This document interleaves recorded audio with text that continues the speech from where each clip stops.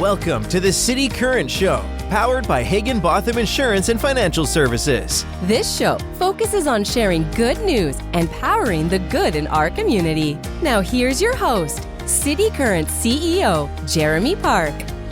Welcome back to the City Current Show, powered by Higginbotham. I'm your host, Jeremy Park. We're always honored to bring you inspiring stories of individuals and organizations making a difference, empowering the good. And we love talking about the power of entrepreneurship and helping business owners grow their business. That's why we're honored to have with us Angela Crane-Jones, CEO of the Nashville Business Incubation Center, also known as NBIC. Angela, how are you doing? I am doing wonderful today. Thank you for having me. Absolutely. You have a number of very powerful programs. We'll talk all about that. But let's start out. Give us a little bit of history for the NBIC. The NBIC is a 38-year-old nonprofit, and we have been serving the marginalized community here in Nashville. We started out, in downtown Nashville, but as Nashville has, grown, our program, 90% of it has went virtual to be able to serve the Middle Tennessee area as well as the outlying counties throughout the state. When you look at the work you do, obviously, helping small business owners, women, there's a lot of diversity efforts there, obviously tied to it. And I love the illustration around tiny acorns to mighty oaks. And so we'll talk about that ties specifically to one of the programs. But give us an overview when you talk about the mission, the purpose. Start there, and then we'll dive heavy into the programs. Yes, those are one of the things I absolutely love about NBIC is the acorn to mighty oak, because one of the things that when you think about entrepreneurship, you're going to have to weather some storms. And so here at NBIC, our main goal is always make sure a small business owner is planted properly. And our goal is always to, water them so when storms come, they can weather those storms. So let's go ahead and start diving into these programs because there are a number of them to cover. And so when you talk about foundations and having a solid foundation for success, let's start with foundations. Yes, Foundations was created in 2018 because one of the things we identified was more and more individuals were starting, small business.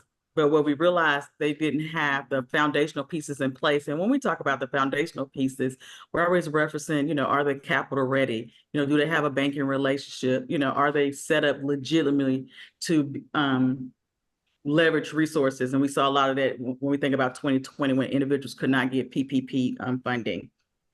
So the foundational program is 12 weeks. And it's cohort based. And there is, again, making sure that the business is set up properly. And as we just referenced about the acorn, make sure they're printed properly.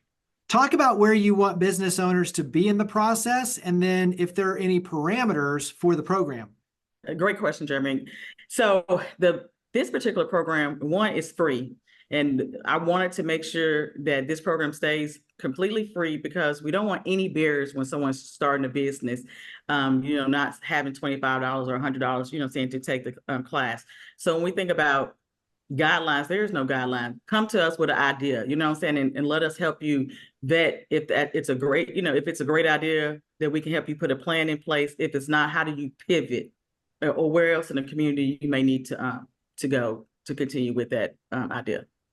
You mentioned it being a cohort. Talk about capacity, talk about how it works in terms of the curriculum, the teachers. Give us a little bit of a guideline on that side. Yeah, so it's 12 weeks and we have a facilitator. And the purpose of making sure in the beginning that it's cohort based is that we wanted to make sure individuals, one, can see themselves and be in a classroom setting with someone else and hear their story, know they're not in it alone. Because one of the things, even though Nashville is, for me, because I've been here for 40 some years, it's like a small town, but when you start in a business, it becomes a little lonely. You don't have business friends. And so that's one of the things we start with, trying to get them have a business buddy, but also having a facilitator that's going to meet them where they are and really talk them through the financial piece of starting a business, but also begin to help them shift their mindset when they start the 12-week class. When you look at the goal coming out of that 12-week class, where do you want them to be in that process? So at the end of the 12 weeks, the main goal is for them to begin to be capital ready. Are they familiar with, putting a budget together? Not only a business budget, but many people don't put even personal budgets together, and they don't realize that they need a personal budget, because now you can't leave your job and begin to completely live out of your business if you don't have any savings. So that's one of the goals. And then the second goal is for them to take our Biz Quiz that we put in place that's logic-based to see how do they continue going through our Mighty Oak pathway, which is one of the other programs that we have at NBIC. So if they take the Biz Quiz, and it may lead them to Framework. And Framework is where we're helping them decide, if you don't have any type of strategic plan in place, come and spend the next 5 weeks with us. Let us help you develop 1 or 2 goals and make those goals very smart and help you evaluate those every 90 days. Or the Biz Quiz may put you into Groundwork, which is, again, a 12-week program, but now it's all about the digital piece and the financial piece. And we will hold your hand and begin to help you implement and become, operational sound. So when you look at Framework and Groundwork, really diving in deeper to build the infrastructure, build out the processes, take those next steps, turning into Mighty Oaks, correct? Correct. So one of the running jokes in our office is kind of, it's the 4,000 people. That's why we want to accept, saying everybody, and kind of find out, where they are, how we can help them, and then move to, the 400, which may end up being into the Framework or the Groundwork. And then out of those individuals, usually about 40 will move forward into our Mighty Oak program. But we have successes along the way in either of those programs. We've had, a quick story. We had a young lady that just went through our E-Myth class, which is offered in community, and it's really about shifting your mindset and processes. But she went through the foundational program, and she was a nail tech on Jefferson Street. And one of the things, she was talking about was gentrification. And our motto is the only way we can stop gentrification is to own. So we worked with her to buy her own commercial property. And so she moved over on Clarksville Highway after coming through our program and really understanding how to build a banking relationship, how to get her financials in order. And so now she has a multi-tenant commercial property, which has 4 hairdressers, another nail tech besides herself, and then 2 retail spaces in the front. That's the impact of our programming if you go through the pathway. Absolutely. We'll jump back to Mighty Oak. You mentioned on your end E-Myth, and that ties to a book and a mastermind group. So carry that thread forward. Yes. So one of the things that we started over 10 years ago in partnership with Pinnacle Bank was to make sure that anybody that wanted to start a business, that they understood processes and the importance of having infrastructure and systems in place. So that's a class that we offer, period, in the community, always have for over 10 years. But we encourage our clients, no matter where they're in the path, sometimes people test in and they may come in at Groundwork. We encourage them to go take E-Myth because it really helps them see the bigger picture and the importance of really having systems in place. Talk about being a group that you can learn from each other. So it's one where you're learning from the facilitator, but you're also learning from each other. Talk about that collaborative piece and why that's important as well. Yeah, we think that's where we've had our greatest success, because one of the things that we saw that was lacking in the community, especially when you think about the marginalized community, women in minorities, and even veterans, they don't always have that social capital. We always talk about capital. Everyone talks about money, but you and I, Jeremy, is important. I mean, it's how I got on the show. Is having that social, having that social capital. And so it's very important in our program for them to build relationships with each other from a support system. Again, someone to really see that they're not in this alone. They're helping to open up capitals or refer them to other individuals in the community that may be able to help them along the way. And then let's bounce back to Mighty Oak, carry that forward, because when you talk about being resilient, building the strength, building, the real powerful foundation for success, that's obviously what Mighty Oak does at all levels and especially going deep. So go ahead and carry that forward. So yeah, I love talking about the Mighty Oak, program, because it's actually the oldest program that we've been doing for 38 years.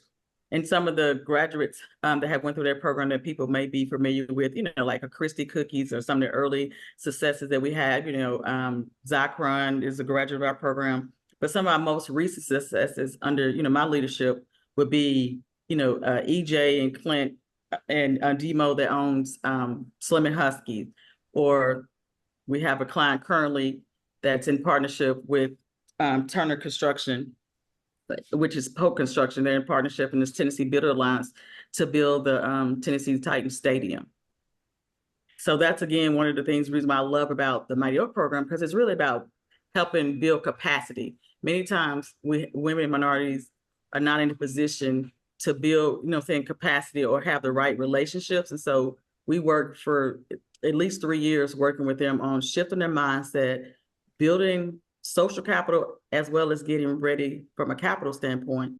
And, I'm also excited to, announce that we received over $1 million from the state, because one of the things that we're seeing in the community is the digital divide. And so now being able to really implement that throughout all our programming, and especially when we think about the Mighty Oak status, because you grow up, a $500,000, $1 million business, but they're not implementing, technology. So we're able to now help them go through a digital transformation. Carry that into some of the strategic programs like Rise Up geared toward women. So Truist invested about $1 million because for just women, because what we saw, again, women is the fastest growing segment. But what we see is they're not creating jobs. They're creating jobs for themselves, but not the community as a whole. And that's going to affect all of us. You know what I'm saying? It doesn't matter who you are if they're the fastest growing segment and we're not creating jobs. So they're allowing us to just focus on 10 women in one cohort. And we've had great success with many of the women getting, right now, we have 2 or 3 that's almost at the $1 million mark, and they only been with us for 15 months. And there again, many of them were introduced to business bankers, because women tend to be less, when you think about their risk averse. Also being able to see other women in CEO roles and interact with them, and then getting that support that they need, but also realizing that they can take their cape off. We really work with them on, they don't have to do all the things, learning how to, delegate. Carry that into the bigger conversation, just like you're alluding to, around helping the small business owner, the entrepreneur, to grow their business, which ultimately creates job opportunities, economic mobility, legacy wealth for families, ownership of the areas and the neighborhoods, and pride. Like, there's a lot when you talk about the ripple effect and the impact that's being created through your work. Talk about that side of it in terms of why it's so important for the community at large. I feel like it's important for the community at large because, again, many times women tend to hire other women. People like in North Nashville, if a business starts in North Nashville, they're going to hire individuals that are in that area, and they're going to help them, grow. They're going to spend the money back in those neighborhoods. And so the beauty of I feel like our programming right now is creating jobs. Our whole goal when we're working with a client is to help them create 5 or more jobs. That's what success looks like to NBIC. And to get them to $1 million. 2 or 3 years ago, 4 years ago, individuals thought, oh, that's a lot of money. And now you and I both know $1 million in Nashville. And when we think about bringing net income, it may be $100,000. It's difficult to even buy a home in Nashville if you don't make at least $100,000. So for us, it's creating more, creating more jobs in the community, being able to help from an economic standpoint, people to buy homes, people to be on these major projects that are coming to Nashville as we continue, to grow here in Nashville. Yeah, I think all of it to me is so important when you look at really just city building. I mean, physically, just like you're talking about. Carry that into how the community can help and support NBIC. Thank you. So one of the major ways NBIC always needs assistance is volunteers. My motto when I go out is I need time, talent, and treasure. And so one way is to, say volunteer when we think about the Foundations program. We always need volunteers that are willing to come and help and hold someone's hand and guide them and encourage them. Another way is always, serving on a committee to help us, fundraise, because we couldn't do the work we do without, fundraising. And I think the biggest thing for us is spreading the word, letting them know about the programs that we have at NBIC. Most of our programs are free or low cost. And due to, funders, that's one of the things we've worked on in the past 4 years, is to make sure that we keep the programs low cost, if not free. When you've got someone who has an idea or a business owner that says, hey, this sounds great, where does that process begin for them?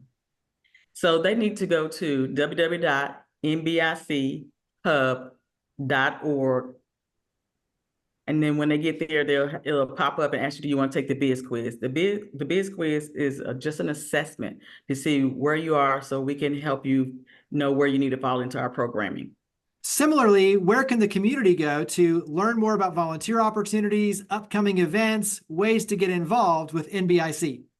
www.nbichub.org, and there's a button in the top right-hand corner to volunteer. We're always looking for all types of volunteers. I mean, from anything from project management, to a banker or someone that just wants to come and encourage someone and mentor a small business. Well, Angela Crane-Jones, CEO of the Nashville Business Incubation Center, NBIC, thank you for all you and your amazing team do to power the good. Thank you for coming on the show. Thank you for having me. I appreciate it. Have a wonderful day. Higginbotham Insurance and Financial Services is proud to power the City Current Show. We're a people-first company that protects what matters most, the families, businesses, and trailblazers that keep our community going. As one of the nation's top independent insurance firms, Higginbotham is a single-source solution for business insurance, employee benefits, HR services, and personal insurance that's customized for you. We're here to serve you, the people you care about, and your community. Call 866-377-1959 or visit higginbotham.com.